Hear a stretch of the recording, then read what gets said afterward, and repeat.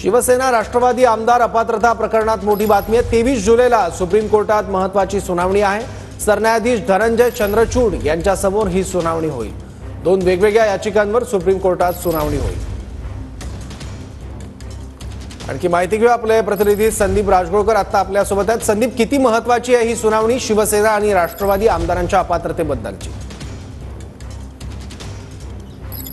ज्यावेळेला सौरभ राष्ट्रवादी काँग्रेस आणि शिवसेना या दोन्ही पक्षांमध्ये फूट पडलेली होती, त्यानंतर हे सगळं प्रकरण सुप्रीम कोर्टामध्ये आलेलं होतं आणि वेगवेगळ्या खरं तर याचिका दाखल आहेत। मात्र त्यातली महत्त्वाची जी याचिका आहे ती विधानसभा अध्यक्ष राहुल नार्वेकर यांनी जो निकाल दिलेला होता त्या निकालाच्या विरोधात आमदार अपात्रता प्रकरणाची ही खरं तर याचिका आहे। या दोन शरद पवार यांच्या पक्षाकडून दाखल करण्यात आलेली जी याचिका आहे ती अजित पवार यांच्या गटातल्या आमदारांना अपात्र करावं आणि शिवसेनेतल्या उद्धव ठाकरे गटाकडून याचिका जी दाखल आहे ती एकनाथ शिंदे यांच्या आमदारांना अपात्र करावं। ही याचिका खरं तर म्हणजे बऱ्याच दिवसांपासून या दोन्ही याचिका प्रलंबित आहेत। येत्या 23 जुलैला आता एकत्रितपणे सुनावणी होणार आहे। 6 नंबरला शिवसेनेचं प्रकरण आहे आणि 9 नंबरला राष्ट्रवादी काँग्रेसचं प्रकरण आहे आणि सरन्यायाधीश धनंजय चंद्रचूड यांच्यासमोर ही सुनावणी होणार आहे। त्यामुळे बघावं लागेल त्या दिवशी नेमकं काय होतं। दोन वेगवेगळ्या याचिका आहेत आणि वेगवेगळ्या सुनावण्या होणार आहेत। ही दोन्ही प्रकरणं क्लब करण्यात आलेली नाहीत। हे झालं राजकीय संदर्भातलं। आणि दुसरं महत्त्वाचं 23 जुलैलाच स्थानिक स्वराज्य संस्थांच्या निवडणुकीबाबतची